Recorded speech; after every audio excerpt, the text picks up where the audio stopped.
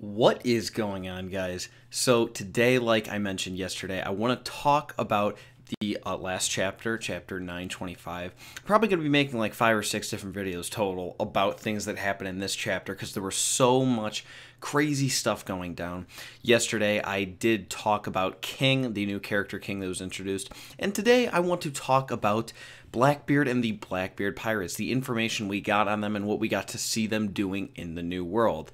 It's pretty exciting. I would say it was probably the second best part of the chapter. That's why I'm doing it. The second video of this series I'm doing, if you want to call it a series.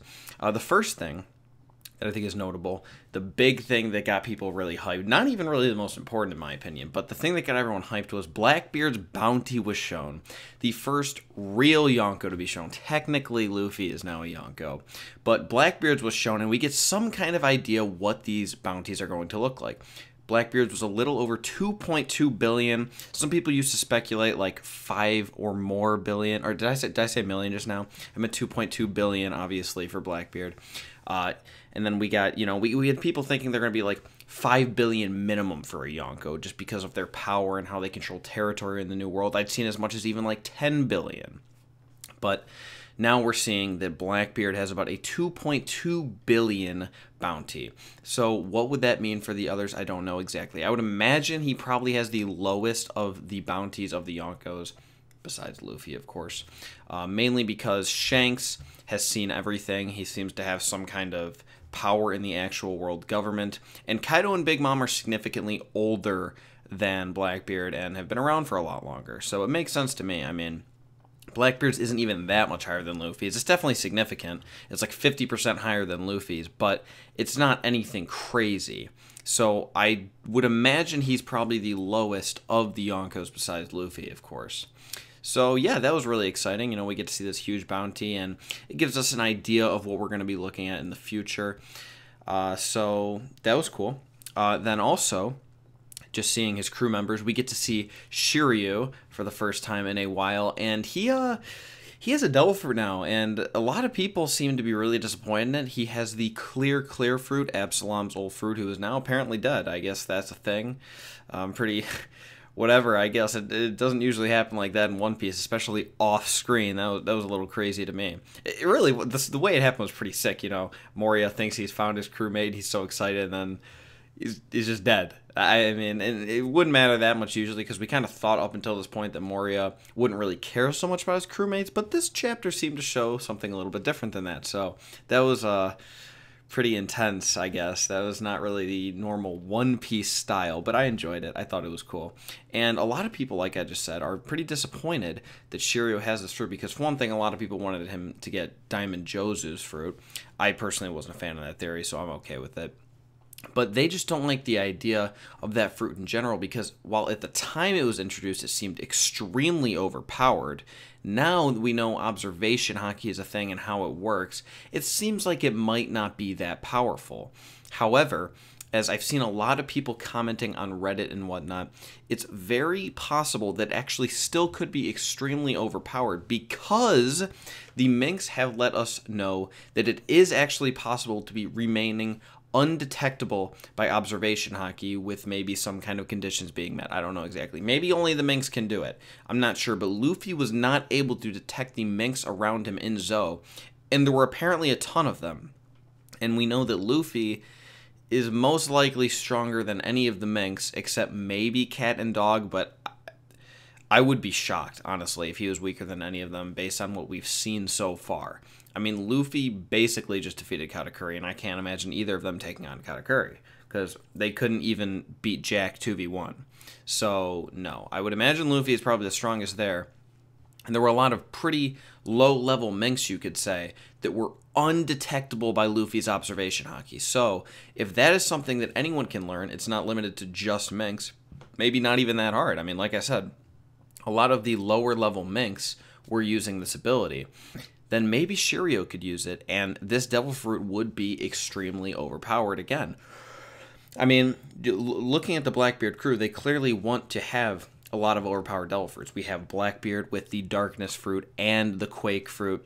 We have Shiryu with the invisibility fruit, which was originally depicted as one of the most powerful fruits in the series. Honestly, really, think about it. If there was an observation Haki, that would pretty much be true.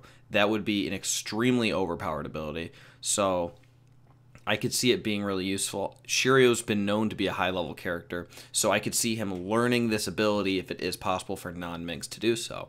He's not the only one we got to see, nor the only one we got to see with an overpowered devil fruit. I don't know how overpowered this one's going to be, at least in terms of combat, but it's pretty crazy, and it's a mythical zone. We have the nine-tailed fox fruit for Katarina Devon now, or Devon, however you want to pronounce it. I don't really care. I understand that I mispronounced the Warden of Impel Down's name, which I'm not even, well, the former warden. I'm not even going to attempt that right now because I know how off I was. I actually really don't mispronounce things a lot, so I was pretty embarrassed when I found out how off I was on that one. I kind of knew at the time that I was saying it, like, that I wasn't exactly right, or it was at least wrong in some way, but I didn't know it was as off as I was. So if you didn't watch my last video, don't even bother because it was so embarrassing. But yeah, so I'm not even going to go there. But yeah, so now we know there's a new mythical zone, the nine-tailed fox, and she can apparently transform into anyone, I guess. I mean, she was able to Absalom. Maybe she has to see them or something, and then she's able to do so. They clearly don't have to be alive. I don't know why that'd be a stipulation anyway, but it's confirmed, I guess, that they don't have to be alive since he's dead, and she is able to do that. So that's a thing. That's a pretty cool fruit. I mean, it should definitely add some, layers of plot. I mean, just thinking in Alabasta, which I think is really weird that Bon Clay has a fruit that's almost the exact same thing. I'm guessing with the only limitation being that he has to actually touch the person.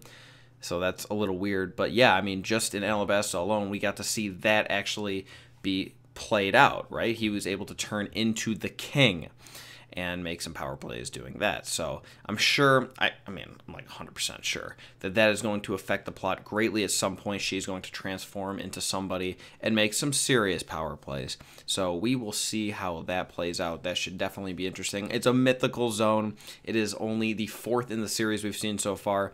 Yesterday was making the claim that we saw 2 mythical zones in one chapter be introduced, but I'm starting to lean towards the idea of King actually not having the gargoyle fruit. I don't think that makes any sense. It was pointed out to me that Shiryu actually also had wings when he was the Vice Warden of Impel Down. So, with that being said, it seems to be a part of the uniform. And I'm not sure why he would still be wearing them, but that's not really the point. It probably will not factor into his devil fruit. So I'm going to, retract that statement that I made, and I guess we'll just have to see what's going on with his devil fruit. But that's not what we're talking about right now. We're still talking about the Blackbeard pirates and how they are rounding up devil fruits nonstop. That's something I want to talk about. I mean, we kind of have known from the beginning of the series that that's what they're going to be. Not the beginning of the series, but since Blackbeard became a main character, since he took over by getting both the darkness fruit and the quake fruit, we knew that his goal was to obtain as many devil fruits as possible.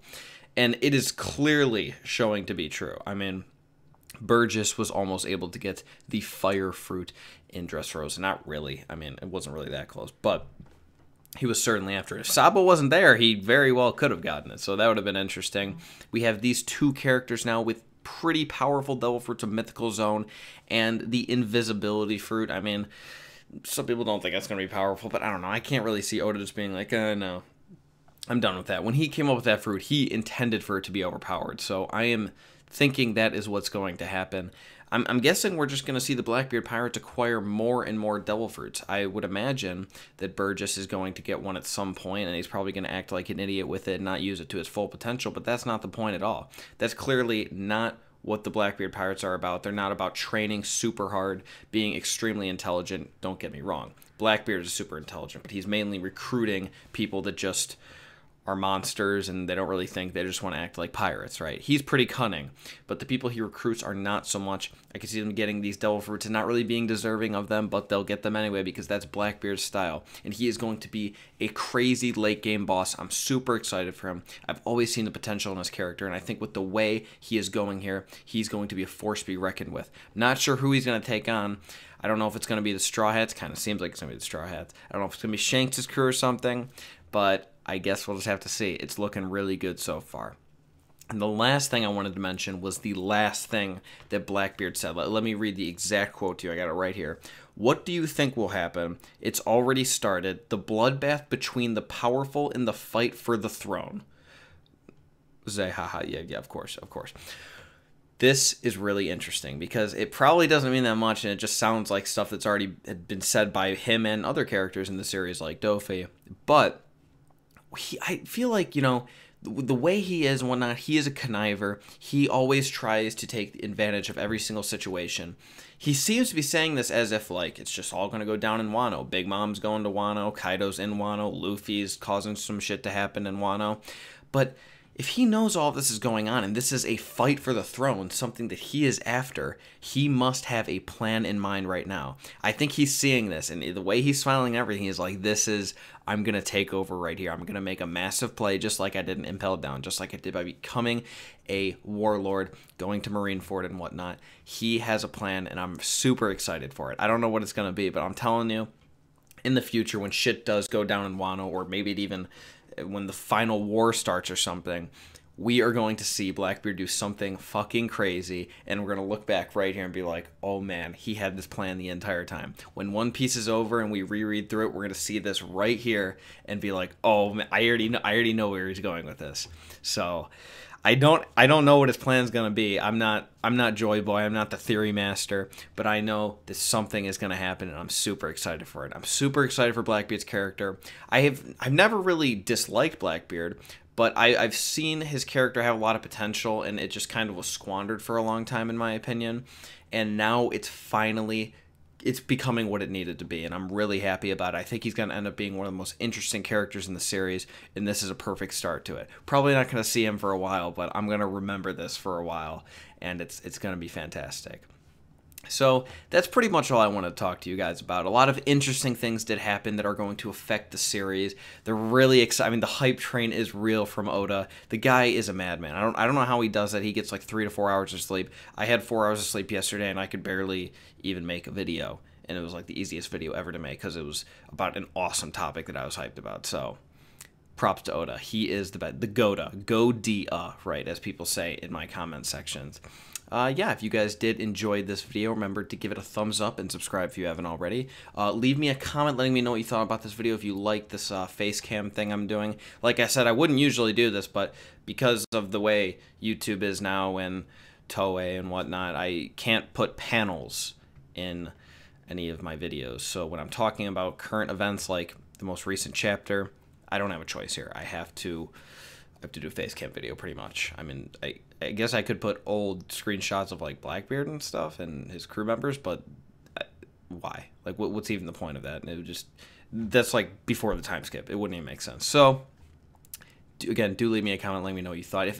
Let me know if you agree with a lot of the stuff I said. Maybe you still think that Shiryu's Devil Fruit is going to be useless. Katarina Devon's is also going to be useless. I think it's going to make some serious power plays. Maybe not so much in combat, although maybe it will. I don't know. It's a mythical zone, so it could have a lot of additional abilities we are not aware of. Yeah, with that all being said, I hope you guys have an excellent rest of your day. Enjoy the end of the Ohio State-Michigan game. If this video actually does go up before that is over, there should be maybe about an hour to 30 minutes left. I'm from Cleveland. I'm a big Ohio State fan. I actually went to Ohio State, so yeah, I'm pretty excited about that. Hope you guys enjoy it and have a good rest of your weekend. I'll talk to you tomorrow.